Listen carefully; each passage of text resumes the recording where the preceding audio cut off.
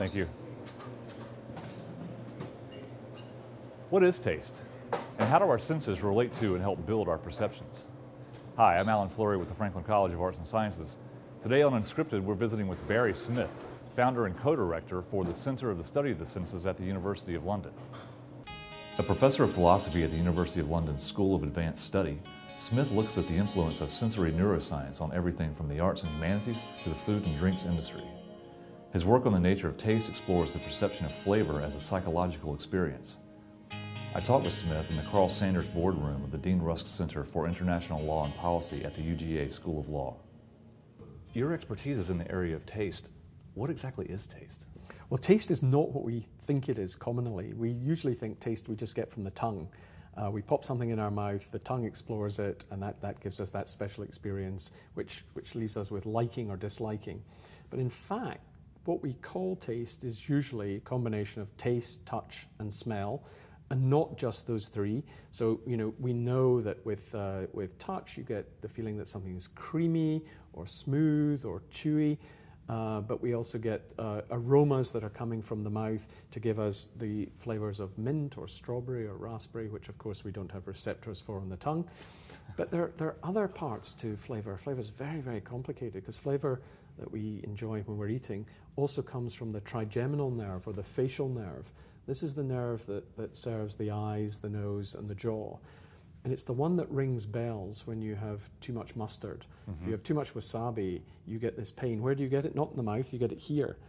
And it can make what you're eating taste hot, like mustard, or when you're having peppermint, it can taste cool in the mouth, even though there's no change in temperature at all.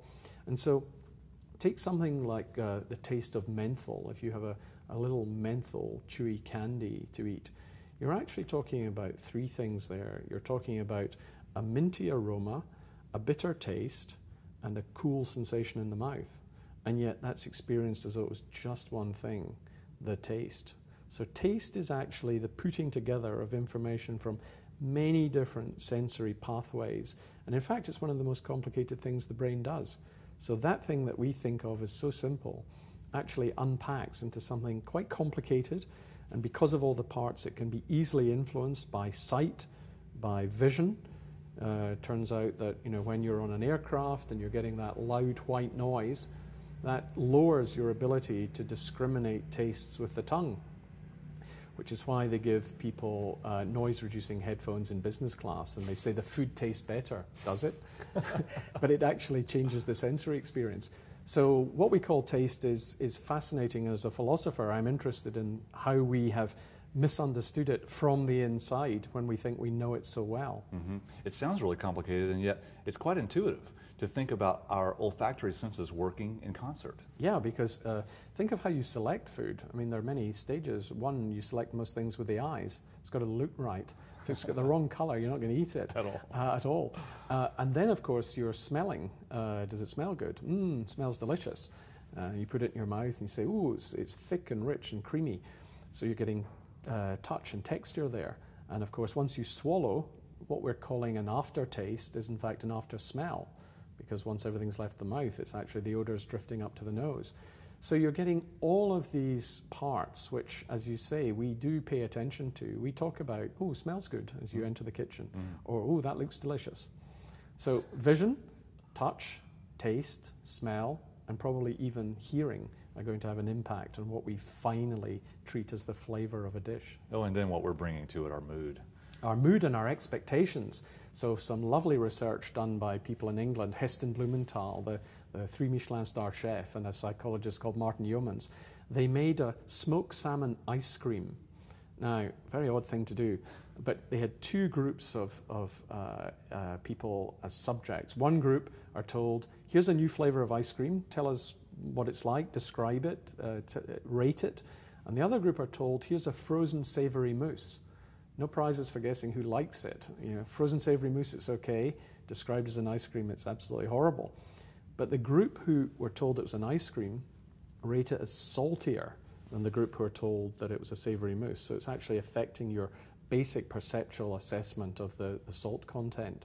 So it shows you that not just what's coming in through the senses, but even our prior expectations are having an impact on what we experience as the flavor of a food or wine. Is this experience open to everyone? Yeah, I think it is. I mean, there are various people who will be unable to appreciate a wine because they're unable to appreciate taste in general, and that may be because they have some pathology, especially with a loss of smell. So I want to try and show you, because I think people are quite unaware of this, just how much smell contributes to taste. I mean, you actually get what we call taste from taste, smell, and touch, and very little of it comes from the tongue, surprisingly. Wow. So let me try and demonstrate this to you if I could. Okay. So I'm going to give you these Skittles to have if you just have a couple of these, okay? Okay. Now, here's what I want you to do. All right. I want you to hold your nose, pinch tightly shut. So you're going to sound as though you've got a bad cold, okay? Pinch tightly shut. And keeping it pinched, I want you to put these in, keep the nose closed, put these in the mouth now, and start chewing them, keeping the nose tightly pinched. Now you'll be chewing and you'll be getting some sweetness, maybe even some sourness. And now let go of the nose, and now the fruit flavors come. Mm. Absolutely. So suddenly the fruit flavors are there, which are not there before. You get some lime or lemon or orange or you know, and this is the thing. When you do this with people, and they can all do it for themselves, just take a jelly bean, hold the nose, eat it, sweet or sour, and then you let go, and then suddenly strawberry or coconut or mint. The specifics. Yeah. And of course, we don't have receptors on the tongue for strawberry or orange or mint or coconut. So that's smell. All you get from the tongue is sweet, sour, salt, bitter, savory, and now we think metallic. You've got receptors for those, but think of all the things you can taste: peaches, melons, pineapples, chicken. I mean, you don't have receptors dedicated to get that. So that comes from smell. Wow. And so, of course, smell is a missing element. People don't recognize it's there because it's not the smell we're used to, the smell of breathing in from the inside out. Right. It's actually the smell when the odors go from the mouth back up to the nose and out through the nose in the other direction when you exhale. So now if you close your mouth and breathe out through the nose, you'll intensify the flavors that you're getting. So there's a mismatch sometimes between the smell that comes from the outside in, that's called orthonasal olfaction, and the smell that comes from the inside out this way, and that's retronasal olfaction. And here's an obvious mismatch. You know, you can smell freshly brewed coffee and it smells fantastic. But aren't you always just a little disappointed when you taste it? It never quite has that same hit that you get from the outside. And of course, that's because the aromas are actually experienced differently depending on the direction of flow across the very same set of olfactory receptors in the nose. Similarly, if you have a French cheese like a Poisse, very runny, smelly French cheese, it smells terrible. It smells like a teenager's training shoe.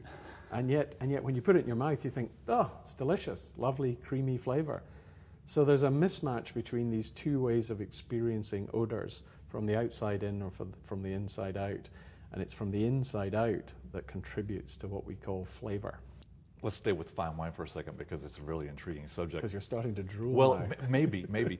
But the arguments about it get practical and absurd at one point, to me at the same time.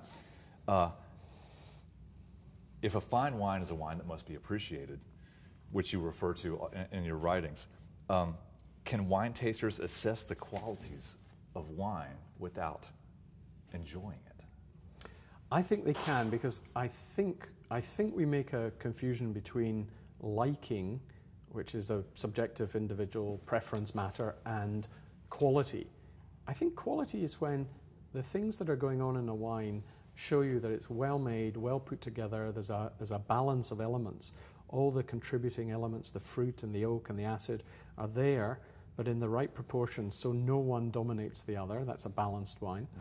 And even though you don't have the concept of balance, if you give people a balanced and an unbalanced wine to taste, they'll always prefer the balanced wine. Right. So I think there are quality elements that are perceptual, where you can detect them, even if you don't know what they're called or what's making them like that. Right. And just as we can think that you can find some people beautiful, yeah, this person looks very beautiful, but I'm not attracted to them. Right. So I think there is a way of recognizing qualities there which stand apart from your own individual liking of them. And there are some critics who do this. Mm-hmm. They can rate a whole set of German Rieslings, and this is a very fine one, and the balance of acidity and sweetness is perfect, but it's not for me. Right. But you make an interesting point about quality. You say that it's something that our minds, it makes an impression on our mind immediately. Yeah, and I think this is something that I mean by a fine wine or a great wine. A great wine stamps its quality on the mind. There's some way in which it just immediately impresses itself upon you. You know that something rather good is happening. You feel the room going quiet and still. You're surprised that a wine can do this. Mm-hmm. And the first time any of us taste a really great wine, that's our epiphany. That's our moment of recognizing, oh, something's here that I have to pay attention to. So it's attention grabbing. And usually most of the wines we drink, alas, are not as great as that, very enjoyable, but not as great. And so to understand what's going on in them, you have to quieten everything down and then let the wine speak to you, because it's not going to have the power to capture your attention quite as well. Right. If I asked you to name the best wine you've ever had ever, the first thing you think of, is it the name of the vineyard, or is it the place that you had the wine?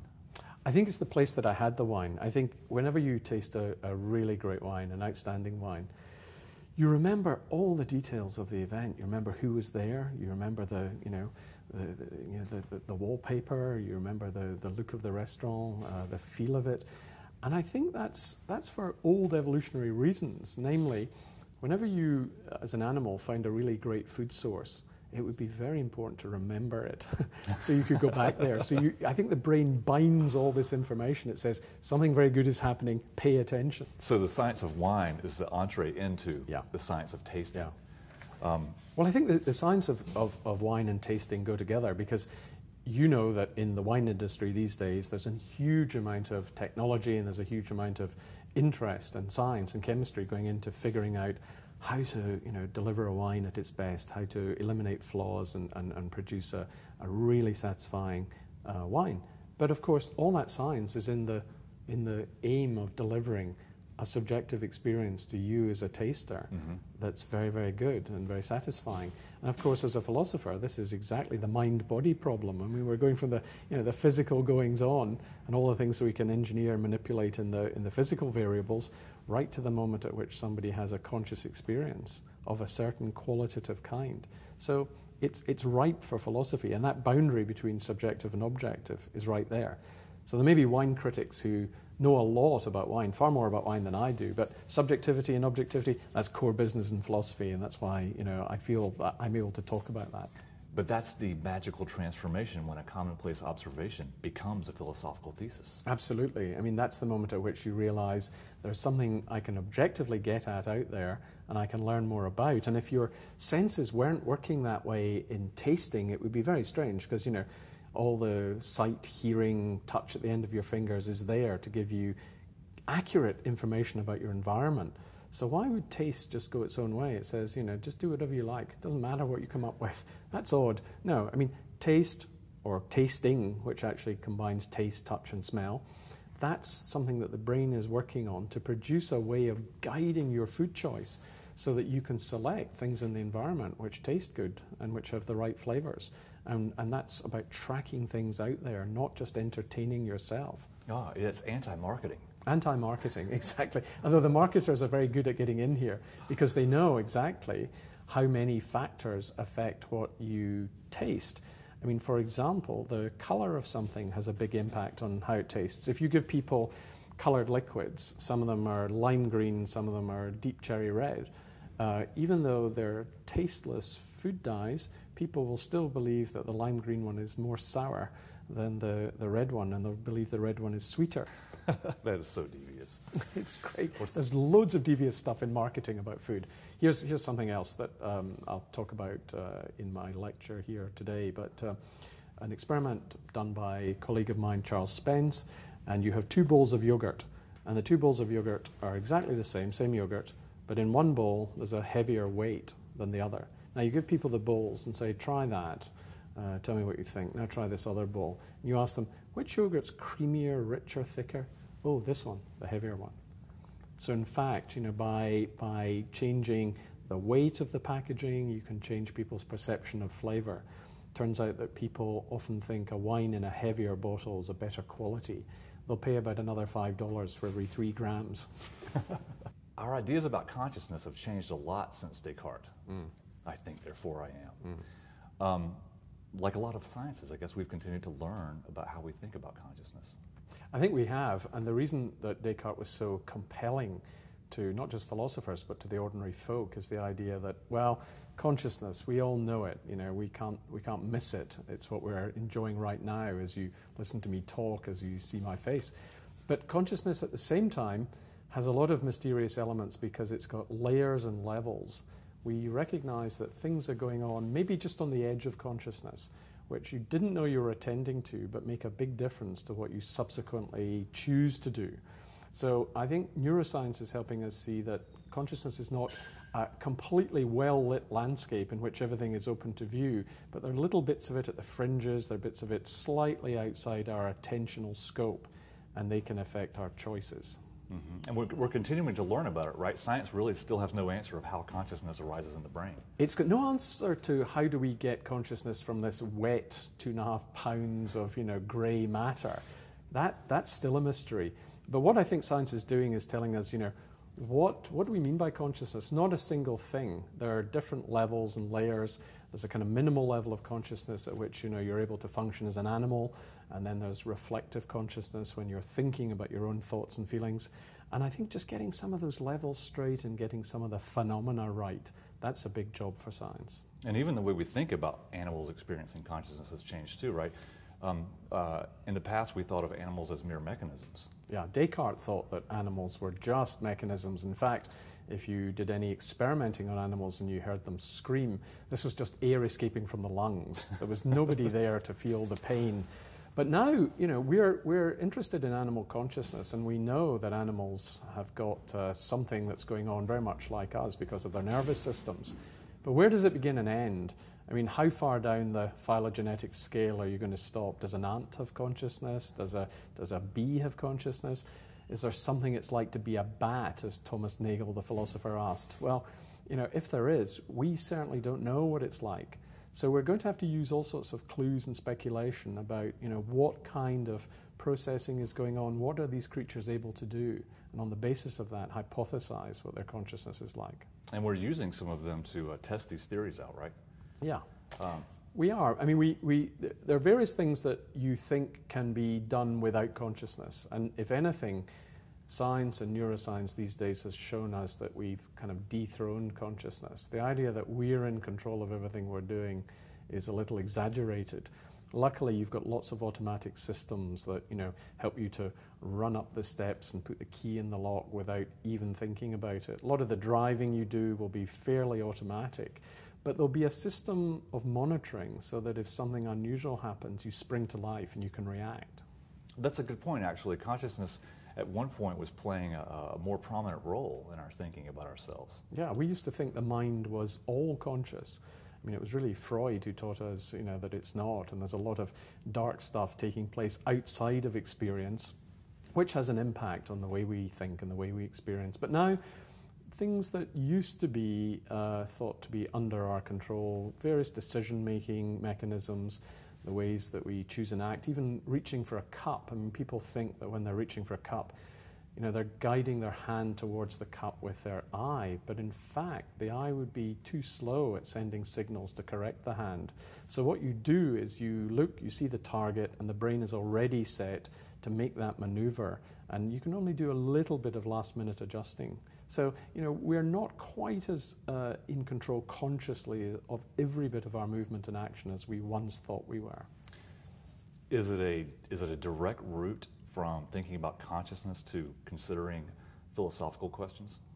Yeah, I think so. I mean, philosophers like to say that consciousness is their topic, because physics in the world, that's going to be done by chemists and by biologists, scientists of various sorts. But they thought, well, look, there's something still a little mysterious, a little close to home that we have proprietary rights on, and that is our minds and our conscious minds. So it's coming as a bit of a shock to see that science is addressing consciousness at the same time, and even changing what philosophers used to say about it quite radically. Mm-hmm. I thought about this whenever I began reading a bit. When we venture into the wider territories, when we relate philosophy to intelligence, how do we steer clear of the more controversial aspects of that? Like what? Like the mechanisms that control intelligence relating to our consciousness. It's a slippery slope, right? I think I'm very glad that there are lots of mechanisms that are at work for me. I mean, there are various things I don't want to have to be conscious of. If you're skiing down a hill fast and there's a tree and you can either swerve left or right, I'm glad that something automatically decides for me. If I was left to do it, I would probably be thinking, left, right, and I'd hit the tree. So equally, as far as sort of rationally calculating the odds for making the right decision, an awful lot of that's going on. I mean, I think what we're finding out is the brain's absorbing lots more information than you knew it was, and it's actually able to draw upon that when you're making decisions so that you don't have to do it. In a sense, the brain's taking the strain for you. So is that really what consciousness is for, this something that we can rely on? It's a good question what consciousness is for, because given that we know that we can do an awful lot of things, maybe we can move ourselves around the world, we can avoid objects, we can choose and pick things, we can assess options and chances without consciousness, then why do we have it? And is it just a kind of entertainment? Is it a way of narrating our own experience, giving a little bit of colour? And does it come after the fact? Is it something like an observer for everything that's going on anyway? Or is it the case that consciousness is there so that you can share your minds with others? I mean, it could be that that's part of the joy of having conscious experience, is that you can think about other people's experience and get closer to them. True enough, true enough. And we use different forms, art for instance, music, to bring people into our conscious experience. Yeah, we do. I mean, the way we share is actually quite interesting. I mean, I think people are affected in, say, their performance of music or even in their enjoyment of it, and even their experience of pain by whether other people are around. So there's a way in which the awareness of others and others like you has a big impact on and changes the quality and character of your experience. In your introduction to Questions of Taste, the Philosophy of Wine, you quote Voltaire that taste invites reflection. When you're thinking about objectivity with wine, it does bring to mind our taste in art or music or these conscious experiences. Yes. Is that in line? I think so. I mean, I like using wine as an example in the way that others might use music or painting, because right here, we have a kind of question that's both preoccupying all of us as ordinary folk and deeply rooted in the big questions of philosophy, namely, are you having the same sort of experience I am? If you like something and I don't, is it because we just have different preferences, or is it that we're actually experiencing it differently? I mean, I can't know whether when you turn your nose up at a wine I rather like, that maybe you're getting a very different experience of it. Now, people often say that, well, look, if you tasted it the way I did, you would love it. But why? It might be it tastes exactly the same to you and to me, and I like it and you don't. Well, that's true. There are all these social aspects to the way we appreciate wine, right? We make judgments on people based on the wine that they like. We accept recommendations, and suddenly we'll think a wine is better because someone we trust told us so. We do, and there's a sense in which if somebody likes a wine that we like, we feel closer to them. We think, oh, they're more like me. But the question is whether or not they are. I mean, it could be that they like it for quite different reasons, and the two of you could have been proceeding step by step, and you come to a new wine that neither of you have taken before, and you go completely different directions. And I think at that point you might revise the idea that you were agreeing all along. So there's a big question, just how much are we objectively getting the properties of the wine right and agreeing on them, and how much of it is a matter of our sort of subjective liking and disliking. Now, you unpack in some of your writings the whole idea of subjectivity. Yeah. Because it's easy to make assumptions about that, but we're a little too quick to make those, aren't we? We are. I mean, the number of wine critics who say, well, you know, taste is just a subjective matter, it's completely individual. And then they go on and tell you, well, this wine is better than this, and, you know, this vintage is better than another. So is this just autobiography? Are they just talking about their own subjective experience? Surely not. Right. So I think there's a clash, there's a tension between the idea that taste is something that we subjectively experience, which is true, but also, you know, hearing is subjectively experienced, vision is subjectively experienced, and whether what we experience, what we're looking at or seeing or hearing or tasting, is in fact something out there, something independent of us that we can all appreciate. Right, and we learn to appreciate, right? We do. I mean, I think most of us have the experience of disliking, you know, beer or coffee the first time we taste it. It's far too bitter. Right. But we overcome that, usually for social reasons. I mean, it's not hard to understand why teenagers start drinking beer. You know, it's alcoholic and the adults do it and it looks cool. But eventually they get to like it. So what's happening to move them on? What is it that's changing that, you know, initial disliking to something that becomes acceptable? I think it's got to be that, you know, it's a coming to understand and pay attention to what you're having and to put it in the context of many other things going on in the drink and in the experience. So you're going to be giving your Wilson Center lecture today at the University of Georgia campus. You're going to set us straight on some of these questions about taste. I'm going to set people straight about the senses because, you know, we think that there are just 5 senses and they all operate independently, and this is not true. What got me interested as a philosopher was going from that common sense understanding, you know, we've got the 5 senses, we've got, you know, touch, taste, hearing, sight, smell, and so on. But what is it that neuroscientists are talking about when they say, well, we've got anything between 22 and 33 senses? You know, not 5. Wow, it's like dimensions. Right, all those dimensions. And in fact, something we were talking about earlier is that you've maybe got 2 senses of smell. You've got smell when you're smelling things from the external world, from the outside in, and that lets you smell fire or predators or food sources. And then there's the smell that goes on inside the mouth when you're assessing what you've just eaten. Do I want to eat more? Should I eject it? Is it good or bad? And so the senses are being fractionated, they're being broken down into many parts. We no longer talk about touch because touch incorporates pain, temperature, pressure, stroking. You've got different neurons that fire when you're stroked as opposed to touch. So touching is not the same as stroking as far as the brain's concerned. We like stroking better. Wow. You are a living, walking example that knowledge changes the way that experience affects us. I think it does, and I think this is a really rich time to be looking at the senses. Fantastic area. We're learning just how many things are going on and how much cooperation there is between the senses. I mean, for example, we didn't know that odors can have an effect on touch. So there are certain aromas in shampoo that make your hair feel softer. And marketing people are good at this. They know how to exploit it. Mm-hmm. I know that philosophy is a study that we undertake at the post-secondary level, at the university level, sometimes in high school. Do you think that children should be taught some basic precepts earlier on? I think children are natural philosophers. I Right. think it's great. You know, most kids start wondering, you know, whether the blind person can tell that you know, a car is red. How can they tell? They can't lick it or touch it and feel it and, you know, discover that. And kids start wondering about infinity. They realize when they see a mirror in a mirror, even though they can't go on sort of seeing how it goes on into the future, they realize it won't stop and they become puzzled by that, the idea that things infinitely extend. So I think children who are making their conception of the world, putting the world together, are actually little philosophers, and we should sort of encourage it. We don't want it to disappear. Some people say philosophers are just children who go on asking the question why long after everybody else has given up. I'll buy that, and as a father of 2 natural philosophers, I'll say it's been really great talking to you. Thanks so much. Nice, thank you. Very enjoyable.